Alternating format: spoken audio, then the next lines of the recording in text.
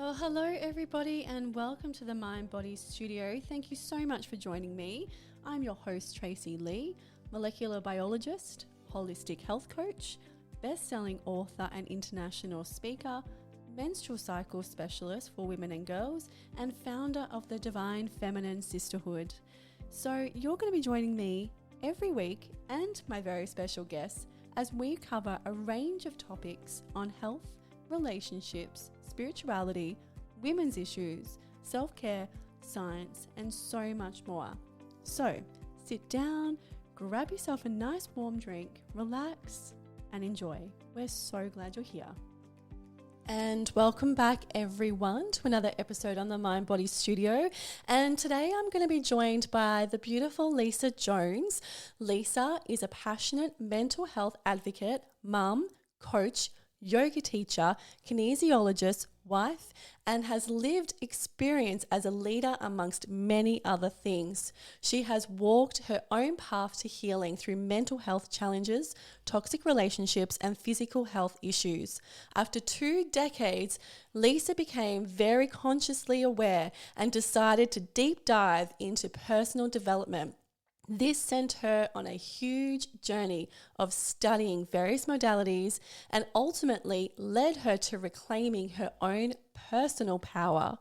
Her own journey is the foundation of her expertise, and Lisa knows firsthand just what it takes to heal. She believes that no matter who you are and where you are on your journey, we all have the innate power to transform and create a life and relationships beyond our wildest dreams.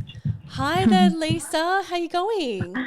Hi, Tracy. I'm so well. Thank you so much for that beautiful introduction. Oh, you're so well. Yeah, of course. I love chatting with you. We've connected quite a few times now, and we are so incredibly in sync, and I can't wait to learn from you today. And I also can't wait to share with the listeners all of your experience in this field. So it's just an honor to have you here. So thank you so much for joining me today. Yeah, thank you. Thank you. You're so welcome. I'm looking forward to getting into it too. We do seem to have a lot in common. We align on a lot of things. So this is going to be a really juicy chat. Yeah, definitely. So let's start right at the beginning, because I would love for listeners to get to know you a little bit better. So tell me a little bit about yourself and your journey. Yeah, okay, gosh. For me, things really started to come into place around all of this around the age of 24. So prior to that, I would say unconscious, busy, working, busy is a good way to put it. I was so busy being busy that I really didn't have any connection to what was happening in my mind, what was happening in my body, and certainly nothing or no connection to what was happening in my spirit. And I was in a senior management position by the time I was 24, so I was very keen and eager, and I was in hospitality. I'm like, I can do anything a man can do, and I was just, I guess at that stage I thought I was winning. I was winning at life, and I started to have what I now know to be panic attacks. When they first started, though, I didn't know what was wrong. All I knew is I didn't feel okay. Something didn't feel good in my body. It created panic, obviously, and it would result in me feeling sick and removing myself from the situation that I was in, whether that be work or a social outing or anything. And that occurred for a little while for me before I actually decided to take some time off work. And you know how when you go on a holiday and then all the stuff you've been holding onto in your body goes, hi. Yes. And we might get sick or something like that. Yeah. It's so frustrating, isn't it? You go on a holiday and the moment that you're calm and a bit more relaxed, you get sick. Yeah, so that was probably my first initiation into, okay, I'm going to take time, something's not going well. And I took the time and my mind had a complete breakdown, basically. And I became incredibly unwell with my mental health at that particular point in my life. And it actually resulted in a very long, yeah, recovery journey. That's what we call it in mental health and in the lived experience land that I do a lot of my work in. It literally turned my life on its head. And during that time, when I was so unwell, I literally couldn't walk out the front door of my home. I spent a lot of time trying to explore how I could fix myself. And during that exploration, one of the first things that I started to connect to was spirituality. And I remember looking up Christianity, and I probably won't pronounce these right, Kabbalah, I think it's called, and Scientology. And I was just trying to find something greater than myself that could explain why I was experiencing what I was experiencing and try to heal myself. So that was kind of the start of it all. And that's where I stepped into therapy for the first time. I started to do inner work. I worked with a naturopath, and I started to look at my lifestyle choices and how they were impacting on my mental well-being, which I then worked out how they were having impact on my physical well-being as well. So that's the start of the journey. And it's a big journey since then. It's been 21 years. So I've been through mental health recovery. I then went through some physical health issues, which was another big period of recovery around 34, 35. Adulthood has been a journey. Let's call it that. It's been a big, wild ride. And now I'm almost 46 and I'm in perimenopause, and that's, let's call that a wild ride as well. So yeah, lots of things that have gotten me to where I am today. In between all of that, though, I'm an incredibly passionate person. I love learning. I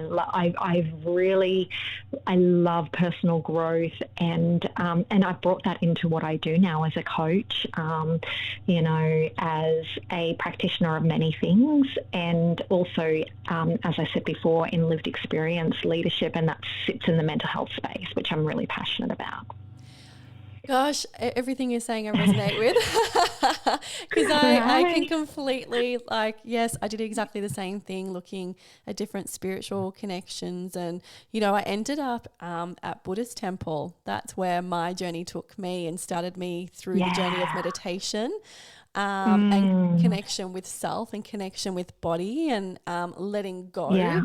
That was a huge pinnacle part for me. And I started that, oh gosh, that would have been well and truly over a decade ago by now. But yeah, look, I felt that the moment that I left home as well, like this constant desire to learn more about our experience and, connection to the spirit, not just the physical body and not just the emotional self, but what is going on and how can we heal ourselves? So I completely resonate with everything you just said. And I'm sure a lot of listeners will resonate with it as well, because when we go through these traumas and these struggles, we do tend to look for something greater than ourselves.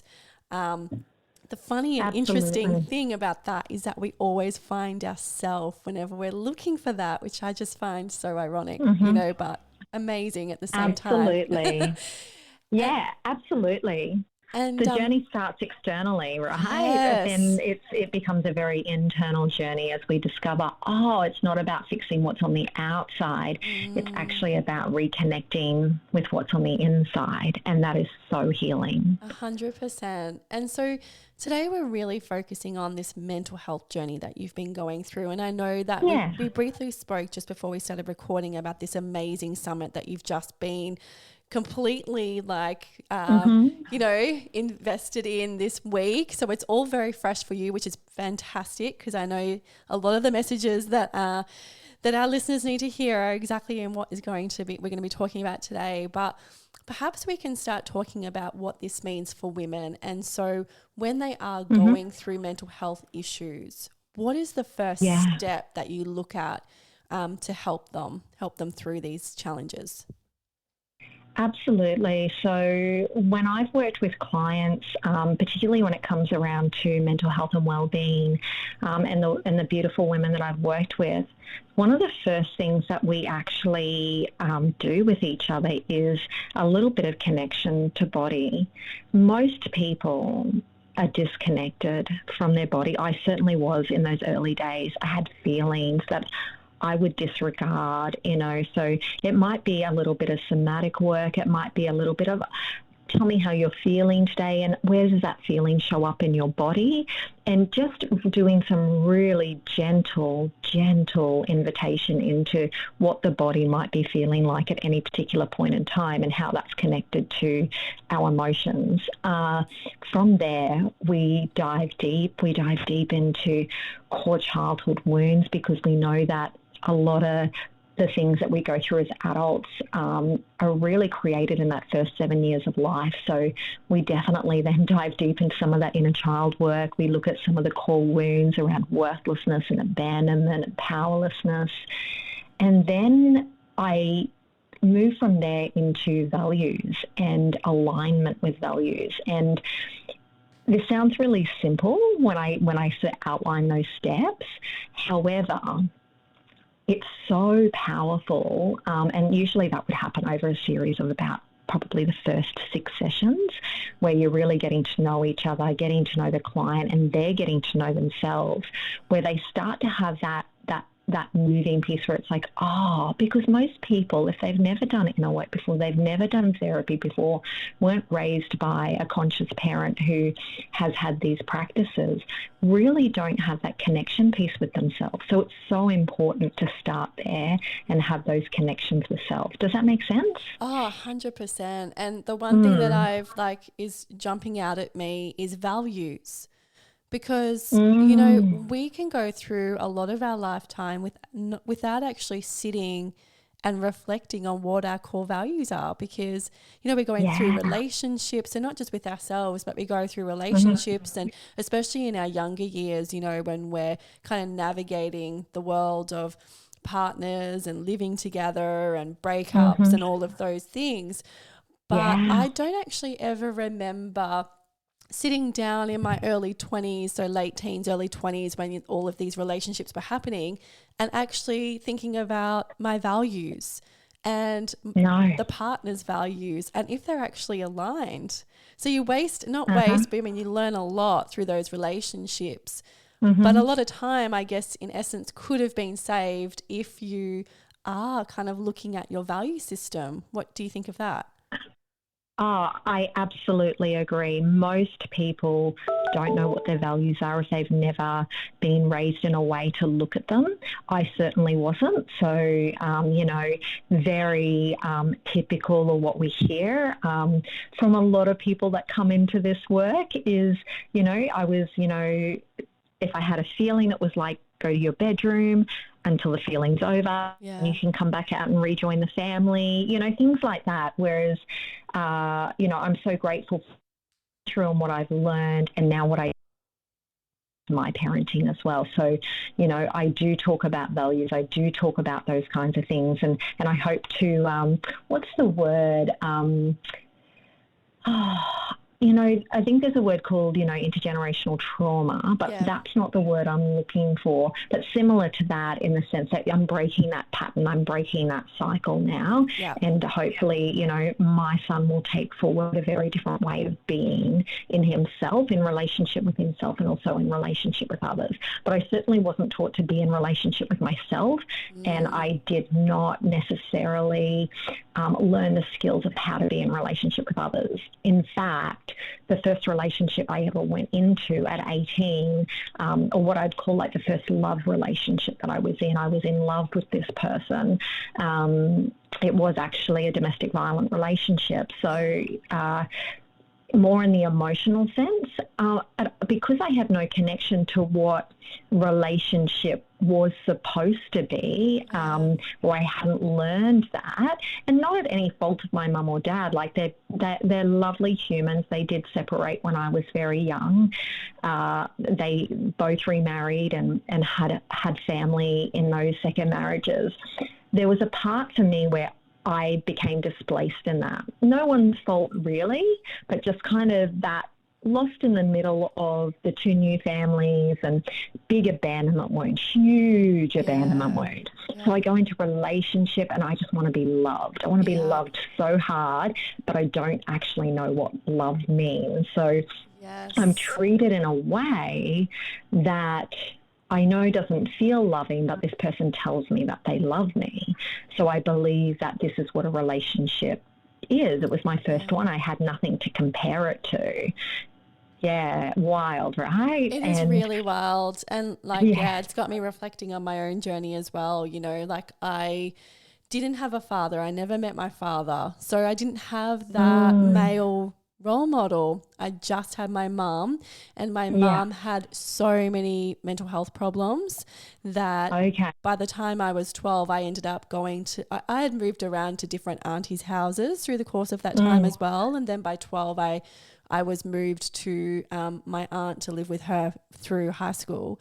And there's this sense of not really, I mean, I raised my mum essentially, you know, so I didn't really have a good indication of what a strong, solid, loving relationship was like. And so that I completely resonate with that as well, because in a different capacity of then stepping out into a relationship and a love capacity, you're trying to work it all out because you don't actually have any information stored. You know when something doesn't feel quite right, but then you're like, but this must be right because this is what everybody else is doing. So that I think this is right. And, you know, I spent 5 years with my first partner, and he was really, really lovely. But I didn't understand, and we were young, you know, I was 16 when I was with him until 21. And so neither of us were old enough to really understand what it was about being in a relationship with someone else. And particularly for myself, I had to learn a lot. But, you know, I've always been someone that goes and explores, you know, much like you were saying before, this learning journey of exploration and trying to work things out. And so, you know, I started the work quite young at that point, and so started establishing what was right and what was wrong. And, you know, but that in itself was very turbulent because I was going against everything that had previously happened to me and then going, well, hang on, that's actually not correct. And now I'm having to rewire all of my learning into a new way. And what does that look like? You know, so it's funny that both of us can be on this call. And, you know, when I think about other friends I have, the similarities between that as well, because, you know, it was very generational in that we weren't shown certain things. Emotion wasn't really, I don't think, expressed in real ways back then. And so I'm very conscious, like yourself, with my daughter to make sure that I'm always checking in with her. I'm you know, like how she's going and what she's feeling and where she's feeling it, and all of this connection to self is really crucial for me. I'm probably overdoing it, to be honest. I'm probably going to mess her up in completely other different ways, you know. That's your greatest fear as a parent, is how bad you're going to mess your child up. But, you know, I'm always connecting with her too. So then, like for you, then what happened? Like, where did you then go on your journey? Oh, so that relationship that I just spoke about, that was between the age of 18 and 20. And there was a turning point for me in it where I thought, if I don't leave this is actually going to bring me significant physical harm. Yeah. There was an incident that happened that just wasn't okay for me. And it was really hard. And I still recall, it would probably be sometime in the following 12 months after that. I didn't know I was in an abusive relationship because I just didn't know what I didn't know. Yeah. I just knew that I loved this person, but I didn't feel good. There was a lot of angst. There was a lot of crying. There was a lot of breakups. It was just not a nice time a lot of the time. Yeah. And so I withdrew from that, and I was in a doctor's office one day and I was reading, I think it was a Men's Health magazine, and there was a huge article in there around domestic violence and emotional abuse. And you know those pivotal moments where you go, oh my goodness. And I was like, that's like what? And I remember, having drinks with my best friend one night and telling her. And and then as I started to tell her everything that had happened over this 2.5 years, she was just absolutely like taken back and was like, how did you not tell me any of this? And I'm like, because I would forget, because then you would promise me it wouldn't happen again. And then, I love you. And it was just, the cycle. But I didn't know that's what I was in until I read this article, and I was like, oh, that's okay. So there was that. And then when I became unwell at 24, which was a few years later, one of the things that happened for me was auditory and visual hallucinations right at the beginning of my illness, which was a combination of coming off some prescription medication and not being well with my mental health. And all of that trauma just kind of cascaded back at me. And I had all these visuals and auditories. It was really quite I guess, scary for me. And so I was given the opportunity to unpack all of that in therapy, which was very, very helpful. But going back to what you were saying around, the journeys that we have with our parents and their generation, and I'm very big on they didn't know what they didn't know either. I believe Louise Hay wrote, we're all victims of victims. I try really hard not to make mum and dad wrong. There was a time in my early years of recovery and getting well where I was like, oh my God, like they've screwed me up. And and as, 2 decades on and through lots of other inner work and learning and growth, I now know that they didn't know what they didn't know either. It was not their intention to divorce when I was 5. It was not their intention for my dad to move to a different town and that to cause abandonment issues for me. It was not my mum's intention to remarry and make me feel like I wasn't a part of the family. These are just the byproducts of the things that happened. And also, yes, their generation not being a very big feeling generation, disconnected from feeling and stoic would be the word that I would call my mum, quite a stoic woman. And I got this opportunity to go through this growth now and learn and decide who I wanted to be, and coming all the way back around to that values piece. That was a big thing for me, figuring out who I was, what did I like, what kind of things did I like to do. I recall my psychologist asking me one day to do some homework. I always had homework after my weekly therapy sessions, and in the early days I didn't do that. But as I started to get well and started to realise that I was the only one responsible for getting myself well, and I started to tap in and do this inner work between sessions, one of them was, what did I like about myself? And I still remember another pivotal moment. There's all these, these key moments that we remember. I have vague memories about certain things, but there are these ones that are just so clear to me, and this is another one. And I sat there and I cried because I could not think of one thing that I liked about myself. There was this beautiful 24, 25-year-old version of me that really genuinely could not even write one thing down on that piece of paper. And that was a turning point for me. And I was like, oh my gosh, like, I don't even like one thing about me. How can other people like me? And, that kind of sent me on a spiral. But what it did is it then really gave me the motivation to want to learn and grow, because I wanted to like myself. I wanted to know what were the things about me, and that's where I started to get to know me, because I didn't know me before that. I was showing up in a way that I thought others wanted me to show up. And that resulted in a very unwell version of me at 24, 25. So from there, life improved. It got better. I changed careers. I went through a really pivotal change in my life, and 10 years later, almost to the month, it was incredible, I became really unwell again, and this time with my physical health. My whole digestive system shut down. My hair would break. My skin was terrible. And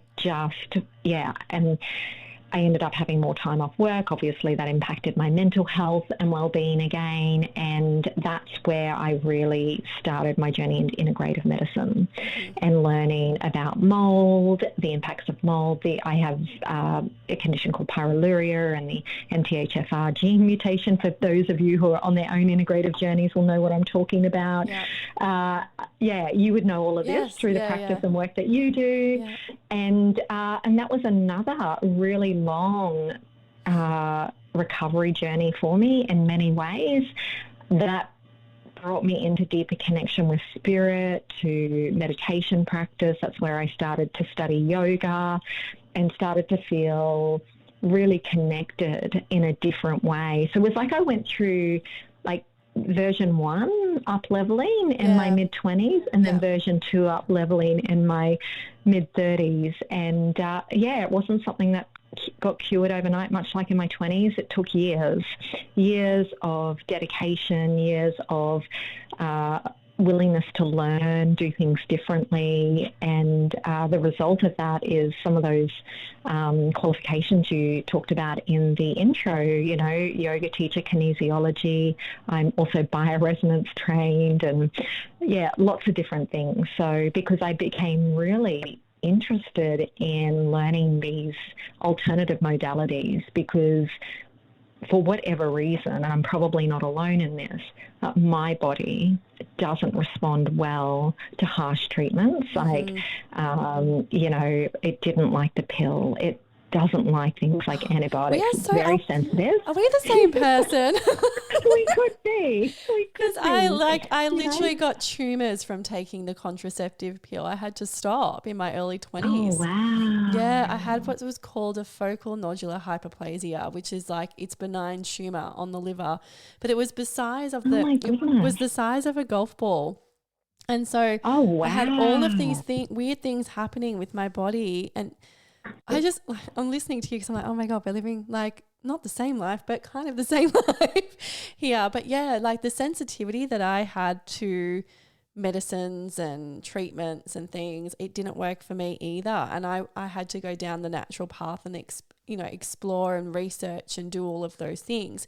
And I just want to tap on one thing that you said, because I think it's really important in that all of these things that happened, they had that pinnacle moment of drop where I feel like we can mistakenly think that everything is over and everything is wrong with us and we're never going to find the way out. And the moment that we hit that sweet spot, it's like you rebirth. And it's like you rebirth again, and then again, and then again, right? Yeah. So you find all these things, it just like hits you in one big pile. You know, you said in your 20s, it happened for me. In your 30s, it happened for me. And I have no doubt that people listening are going through exactly the same thing.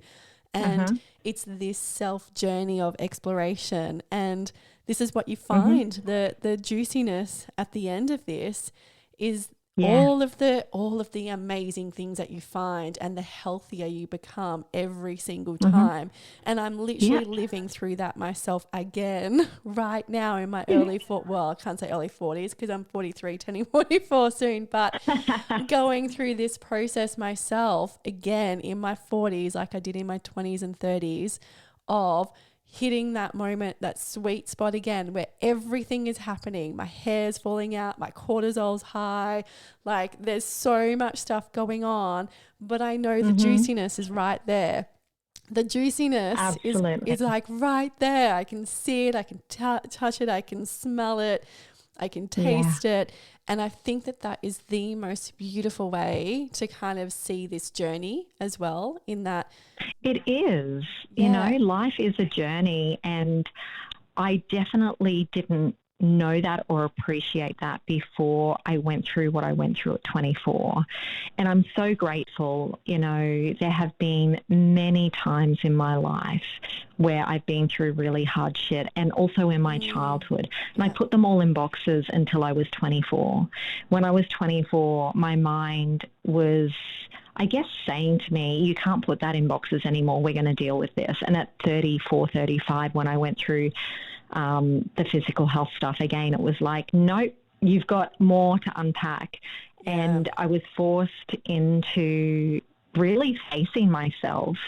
And again, much like you, here I am. I'm just about to turn 46 in December, not long, like next month. Yeah. And perimenopause is kicking my ass. Right. And this is my next season of growth. And Yeah. I'm like, all right, I'm here for it. I'm here for it. Like, we've done this twice before in different ways. Yeah. We can do this again. It will be okay. Even on the days it doesn't feel okay, I have a deep trust and knowing, which is what this work has provided to me and why I'm so passionate about sharing it with others.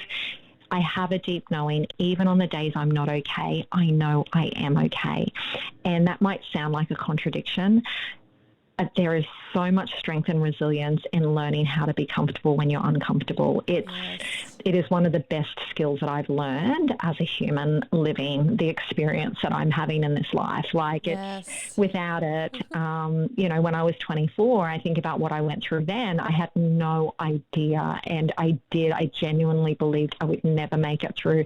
I actually didn't think that I would make it, without going into the depths of it. But for those who know people, like you spoke about your mother before, that have experienced mental health issues or have experienced them themselves, there was a time that I didn't want to be here anymore. It was too hard. And on those 2 hard days now, I know I've got evidence. I've got evidence from what's come before. And I've got evidence from the field that I work in, and I do a lot of work in the mental health and wellbeing space, is that I will get through this. Yes. I've got evidence that I'll get through it. People will, but we have to be willing to show up and do something different. And that's what I learned in those early days. I am the only one who can do this. And it was hard. There were days I didn't want to do it, but I'm like, just for today. And I do it still now. This morning, not feeling great, post-period, heavy day, anemic, perimenopause. And I hadn't been to the gym for a week. Yeah. And I was like, just for today, I'm going to go to the gym. I'm going to do my legs workout. And it was a rough ride. I'm not going to lie. Yeah. It wasn't a great gym session, but I was so proud of myself after doing it. So proud. Yes. I'm so proud of you because, like, again, we were talking before this chat about, because I'm in perimenopause as well, and migraines, I've had a migraine for the last 24 hours, and we both showed up to record today. And so I'm proud of that because, this is the thing. These messages need to get out for other women who are going through this exact thing. Whatever you can do, that is enough. And I did my stretch this morning. I have not jumped and done any weights or anything because I'm on day 3 of my cycle and it's really heavy and I'm really feeling it. And then I had this migraine kick in yesterday with the auras and everything. But I was like, you have to stick in routine, because we're going to come back to talking about routine because that's on our list here too to talk about. But you have to stick to a routine of some sort to self-care. And I did a 30-minute yoga stretch in the lounge room. And I made myself a cacao, and that was my self-care thing for this morning, because I'm like, I still have to do these things for myself because they make me feel good and I don't want to have a sore back. So, you've got to look after yourself. So let's talk about how important it is to have a daily routine. Oh my goodness. My daily routine is my holy grail. So I have 3 pillars that I aim to connect with every single day. And the first one is breathe. So I have been doing, it's so weird, I was meditating for 10 years before I called it meditation. I was doing breathing exercises that I was taught because I had panic disorder and anxiety disorder. And I would breathe for 10 minutes every morning. I would lay down and I'd put my hand on my abdomen and my other one on my chest, and I'd breathe down and do deep belly breathing. And then I studied yoga and I learnt meditation, and I'm like, oh, I've been doing this for a decade. Yeah. Right. Yeah, good on you. Yeah, it's awesome. Right. I didn't even know, but it was a strategy that I had to support me with my anxiety. And so I breathe every day. It is my non-negotiable. Depending on what my day is like and what's going on in my body, I may lay down and do like shavasana and do a very relaxed breath practice. Most days I will sit up and do a seated meditation that goes for around 15 to 20 minutes. And and that to me is a non-negotiable. In saying that though, I'm not so rigid with it that on days like when I had COVID and I couldn't breathe, clearly I wasn't going to meditate on those days. So I invite people to give yourself flexibility even in your non-negotiables. Well, you got to recover from things like that. You've got to rest your body, and I think the thing is intuitively working with yourself. What does your body need? As an individual? And try different things, because that's a lot of the stuff. And I'm sure you're the same with your clients, in that not everything works for some people. Some people really struggle to meditate, and I get it. So find other ways to calm the central nervous system down and to connect back to yourself. It doesn't have to be meditation. There's so many other options. But keep talking about your daily routine. So here's something really interesting. So at 45, I was diagnosed with hyperactive ADHD. So very common for people with anxiety disorder, women who have been previously diagnosed with anxiety disorder, to be finding out later in life that they have had ADHD. And I can see the transition at around 13. I was a straight A student until I turned 13, and a lot changed for me after that. So meditation, what you just said then, I find it in the early days, I found it really hard to do it. And again, much like you said, I invite people into meditation can be many things. My mind doesn't stop when I meditate.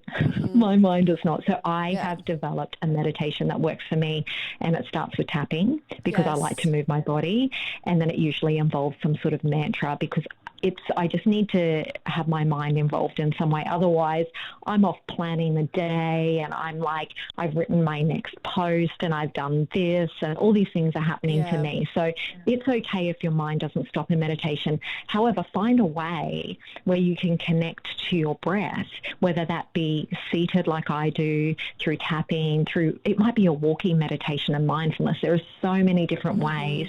But what I really invite people to do, and what I do for myself, is it's about having that really deep breath that goes down into my belly. And then a really nice, beautiful, long exhale, releasing all of that, built up stuff out of my body. So I'll try and do a grounded breath, which is a 4 in, 4 out to me. If I can feel stress in my body, like my sympathetic nervous system is switched on, I'll extend my exhale longer than my inhale, to just really allow my body to come down a few notches a bit quicker. So the breath is so important. So many different ways, lots of different ways you can do it. The second one is I move. I move every day in some way, and I love that you talked about yoga before. Some days I might literally do 5 minutes of yoga on my yoga mat, because that's what I have the capacity to do. And then on other days, I might go to the gym for an hour and a half, or I might do a yoga class for an hour, or I'll go for a walk for an hour and a half, or some days I'll just do a 20-minute walk. It doesn't matter what I do. It just matters that I'm moving. I've got that forward momentum in my body, and I'm moving it in every day in some way, shape or form. And I feel in now. So I was really rigid with this in the early days of learning about looking after my well-being. And my mind used to give me a really hard time if I missed the gym, or if I didn't do my workout, or, if I didn't do what I said I was going to do, basically. And now it's really, again, it's a pillar that I will hit every day, but how I hit it every day, it's up to me and how my body's feeling. So I was at the gym for maybe half an hour this morning, not a huge amount of time. It was not a day to do an hour and a half workout. I just did not have that fuel in my body to do it. So so that's the second one. And then the third one is Nourish. So how I nourish myself. And Nourish is like, it's more than food. So food is a part of it. How does my body feel today? How do I want to fuel it today with what I put into it? I try really hard to stick to whole foods, non-packaged foods, and again, like sugar, I'm trying to lean into a bit more sugar-free at the moment, because I noticed I started to get a sugar addiction recently. I was like, even like, the vegan-friendly treats, like they've all got sugar in them. So it's all whole foods. I know. Yeah, I know a lot of stuff is just full of sugar, and it's really bad for our hormones. But then we get these cravings for carbs going through peri as well. Yeah, it's really tricky. And I love what you've said. I feel like everything comes down to intuition in every capacity of like, how we breathe, how we move, what we eat, it really does come back to self, which is exactly what we were talking about right at the beginning of the episode, was this connection to self and getting to know yourself and hearing yourself and giving yourself what you need. And that will definitely look different every day. You know, so many women try to get to the gym and do these workouts, you know, intense workouts, because they think they have to, you know, 3-4 times a week. Our bodies just aren't made for that. Our cycles just don't.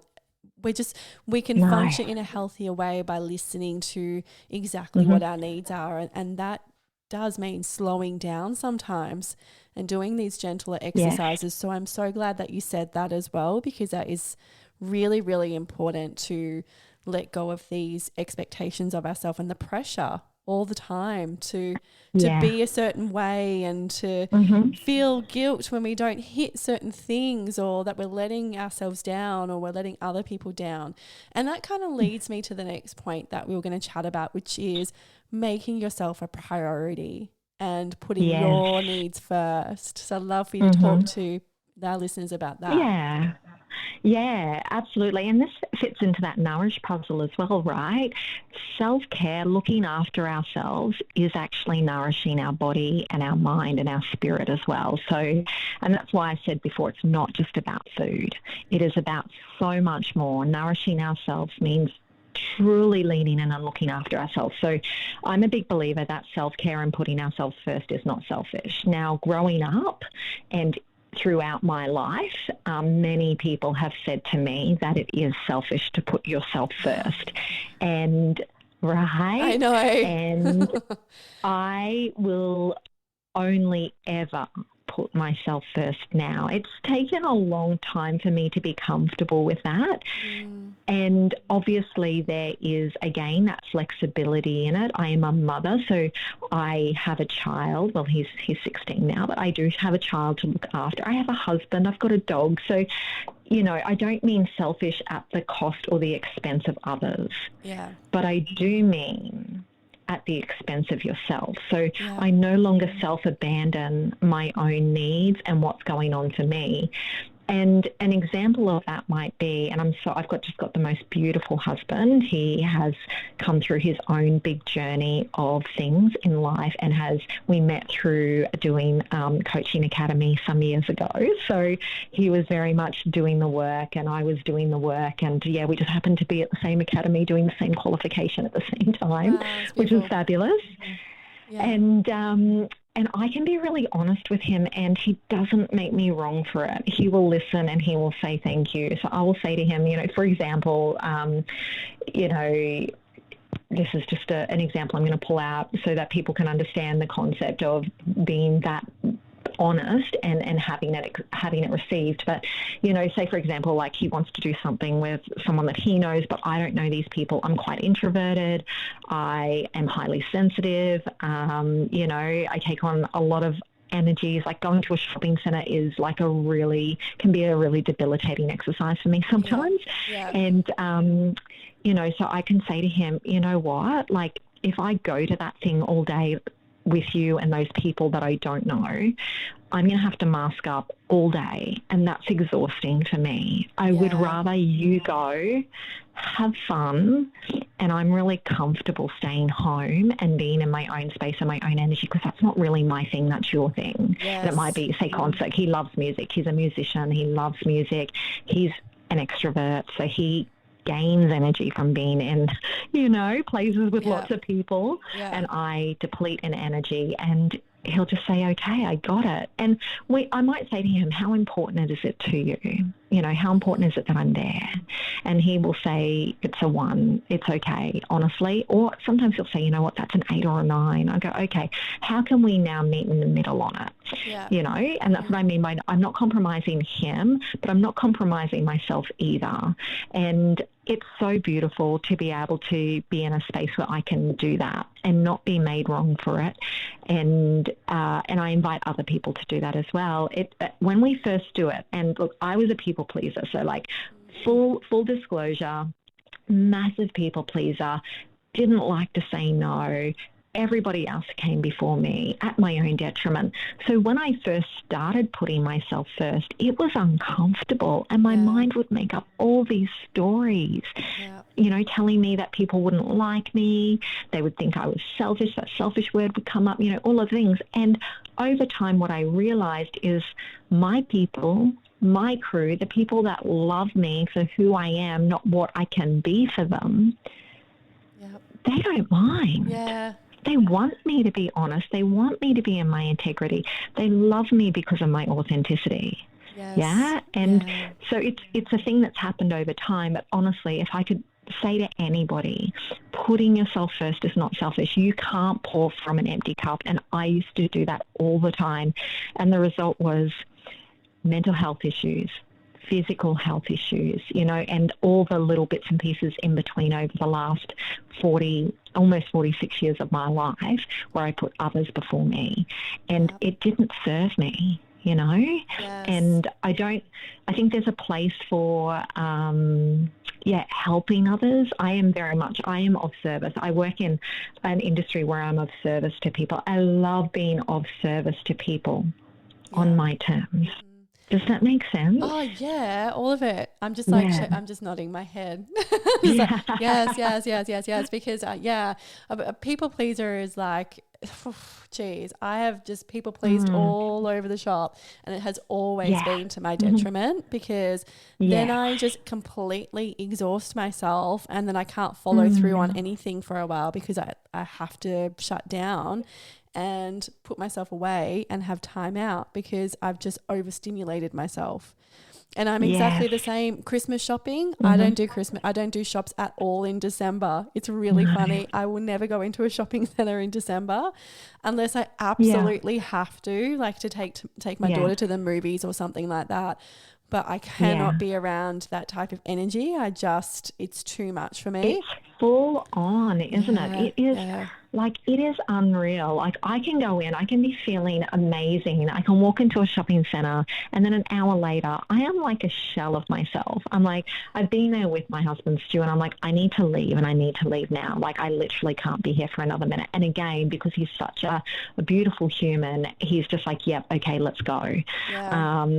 I never have to mask up with him. I never have to pretend that I'm okay when I'm not okay. I can just tell him how it is, and he's got me. And it's such a beautiful thing to have in a partner. Yeah, so good. And I wish that for so many people, because that sort of communication is so important, and I think it's lacking in a lot, because especially as women, we're that nurturer, and we tend to put everyone before ourselves, but in doing so, it actually is not beneficial to our relationships at all. Not at all. We need to communicate more, and we need to say, this is what my need is in this given moment, and let's talk about it and negotiate it. And I love that system that you spoke about of how important is this to you out of 10, so that I can kind of gauge where I'm at and what I can meet you with.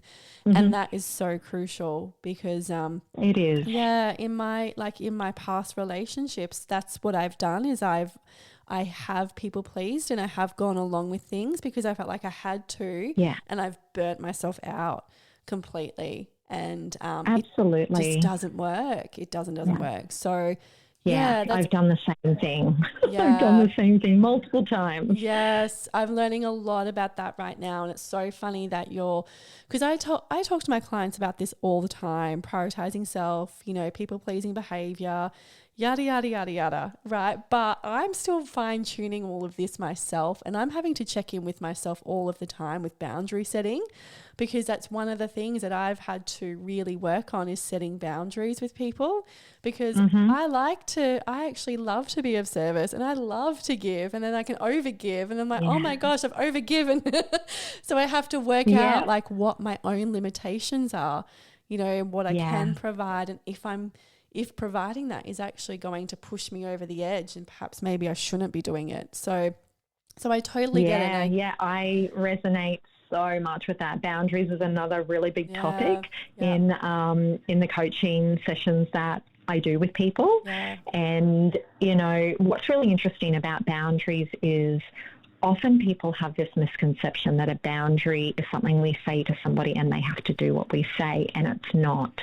You know, a true, genuine boundary is, it's something I wrap around me, and now I'm responsible for honouring my own boundary. If I say that behaviour is not okay for me, then when the behaviour presents itself, it's up to me to remove myself from the situation. The other person, we can only ever tell somebody else how we feel, what we need, and it's up to them to decide whether or not they can or can't do that. Some people will, some people won't, some people can't. They just don't have the capacity to do the thing that we need them to do. So yeah, it's often up to us to maintain our own boundaries. And what I see and hear from people often is they're like, oh, I put in a boundary and I told them that they have to do this and that and that. I'm like, oh, okay, that's really interesting. You know, tell me your definition of boundary, because for me, the definition is it's something I wrap around me, and then I'm the one responsible for holding that boundary. Other people aren't responsible for holding my boundary. So it's and that's such a, it sounds, again, really simple. That's a really big thing to really learn, hard. Especially if you were taught not to have boundaries, right? Yes. And like when you set a boundary, sticking to it. So, you know, this is the other thing too. So you can set a boundary and wrap it around yourself, but then you can give people too many opportunities to break those boundaries. And then it's like, because there's a fear of abandonment or a fear of, you know, losing that person. So you kind of bend on the boundary, and then before you know it, you've let yourself down because you haven't honored your own boundary. And absolutely. So I've seen that happen as well, like so many times. And I've done it myself, and I've learned those lessons. Yeah. Seen it happen with others, and I've definitely done it myself many, many times. My relationship prior to this one, which was such a big teacher for me, they all are, but this one really got me to the point of I will never, ever, ever, ever, ever put myself in a position like that ever again. One of my highest values as a human is integrity. And what really occurred for me towards the end of that relationship is how often I allowed that person to be out of integrity. And one day it just came through me. It's like, if they're out of integrity, then I'm actually out of integrity, because I'm not holding them accountable. Like, I'm not holding my boundary. Exactly what you just said. I'm not holding my boundary. That's on me. I don't excuse that person's behavior at all. I'm not big on making excuses for people, but I do like to explain things. And when I sat with that and I was like, oh, hang on a minute, if integrity is like literally at the top of the list, then the best thing that I can do for myself to honor myself right now is to walk away. And that was like such a hard thing to do, but my goodness, when we honor ourselves, when we honor our values, when we actually walk the path of being in alignment with them, magic happens. Like, that's how Stu came to me. I knew if I can walk away from this, if I can make the hard decision to walk away, even though I don't really have a lot of evidence right now in this moment about why I'm doing this, I'm trusting my instincts, that everything I want, everything I've worked for the last, decades, will come to me, because I'm going to truly choose myself, and I'm going to truly be in alignment with this really high value I have around integrity. And everything that happened after that, I mean, this is a whole other podcast. I won't go into the story, but everything that happened after that, like, you can't even make it up. It was like the universe said to me, because you've stepped into such deep alignment, I'm going to show you what you walked away from. And like, it was a shit show. I can't even begin to tell you what came out of that breakout. And then absolutely everything, and I don't want to make out that the relationship Stu and I have is perfect, because it's not rainbows and unicorns all the time. But being with someone that I'm in such deep alignment with, and who is willing to show up and do their own work, has just been a game changer in changing the pattern of choices that I would make in relationships. Unbelievable. But it came back to that boundary around my own values. So boundaries are a very big part of what we need, as particularly as women who have been taught to be the good girl, taught to be the people pleaser, you know, we're the nurturer, as you said. We need boundaries. Like, oh my goodness, we need them strong and thick, but we also need to understand what they mean so that we don't expect other people to be a certain way because of something we want. It actually comes down to who we are. I love that so much. And the last point, that again perfectly leads on to the last point, because we're talking about mental health. And, you know, mental health has had in the past such a negative stigma attached to it. But when we go through all of these processes, and like I'm sure listeners will gather, like every bumpy road, every crash, every burn, every fall, there is always that turning point. There's always that, you know, strength and power that comes from learning and growing and healing and exploring everything that we're going through and doing the work and, you know, recognizing that these challenges that we go through are not weaknesses, they're strengths, right?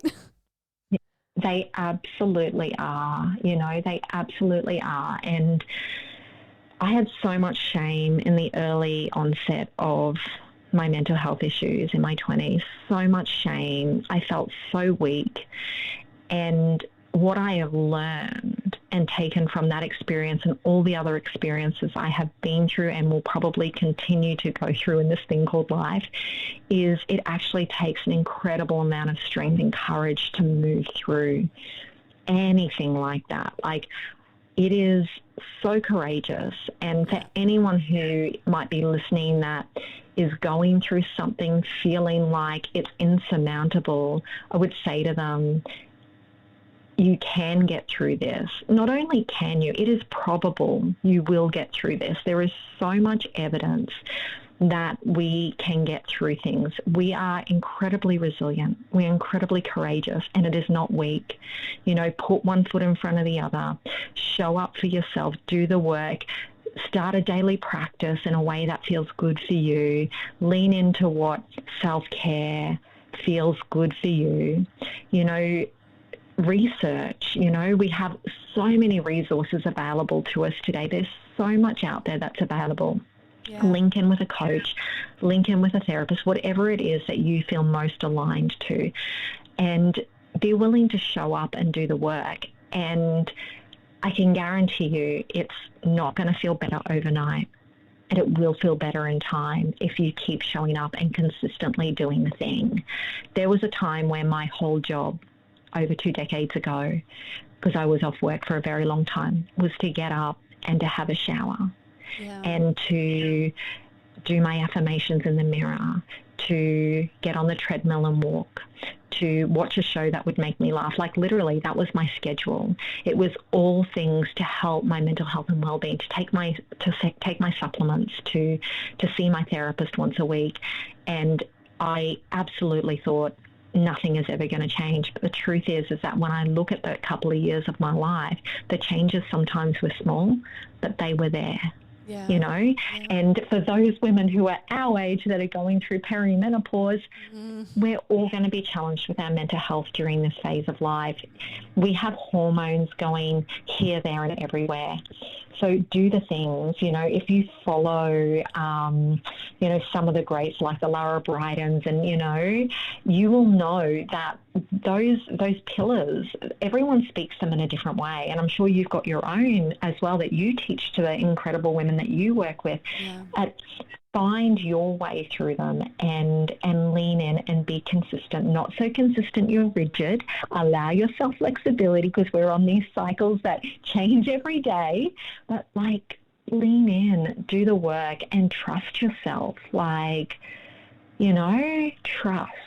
Like, trusting ourselves that we can actually do the thing as well, right? Faith in self. Absolutely. Faith in self. You've got this. You can do this. And you have those moments of self. That's our handle. You've got this. Exactly. Oh, look at that. That was an awesome plug right there. And so I have loved today's chat. And if people would love to get in contact with you, what is the best way they can do that? So they can email us or me at hello@you'vegotthis. Now, Gott has got 2 T's. So I'm recently married. So transitioning currently between Lisa Jones and Lisa Gott. So I currently go by 2 different names. So my husband's name is Stu Gott. So You've Got This is our handle, but it's got 2 T's. So with the this, it's actually 3 T's, if that makes sense. So we're on Instagram at You've Got This, and you can email at hello@you'vegotthis. And we're in the process of slowly but very surely starting a YouTube channel, but we'll let people know when that's available. It's not quite up and running yet. And I'll make sure to add that to the show notes as well, so people have got that just in case they have a spelling situation there, so that's no problem. Yeah. And you've got a free copy for listeners of your self-care checklist. What do people need to do if they'd like a copy of that? Yeah, great. Literally, you can just send the word self-care or daily practice to our email at hello@you'vegotthis.com.au. Remember, 3 T's. Or you can DM us at You've Got This on Instagram, and we would be very happy to send them through. And they have lots of juicy information. So it's 2 resources. One's a self-care checklist and one is a daily practice. Amazing. And do you have any final words that you want to leave listeners with before we wrap up today? Gosh, I think we've said so much. We've covered a lot. We've covered so much. Again, I will just reiterate that last message around it's really courageous to move through hard things, whether that be through your mental health or your physical health and well-being. They're connected, but it is courageous, and you're not alone. And finally, it's okay to not be okay. Because we can learn the skills how to be with that. Yeah? Yes. Thank you for saying that. That's so crucial. And you are not alone. I feel like I say that a lot. You are not alone. We are all on this wild ride together. And I promise you that this world that we live in is so good at showing the highlight reel. But the truth is that we're all going through it in some way or another. Like, you are not alone. Reach out and talk to somebody. Just like you and I have connected today on so many things that are similar. Most people are going through something. Your people are there. Yes, your tribe. Find your tribe. Find your tribe. Thank you so much for joining me today. I have loved and learnt so much from our chat and resonated with all of it. Thank you so much for having me. I really enjoyed it. And if anyone is out there and you feel as though family and friend might resonate with this, please don't forget to share this episode with them. Leave us a 5-star review, because that's how we reach more people. And if you need any information at all, please touch base, because this is an amazing topic, and I have no doubt that Lisa will do absolutely anything she can to help you on your journey. So thanks again for listening, everybody. Thank you, Lisa, for joining. Yeah, thank you so much for having me. And that's all. So until next time, everybody, see you later.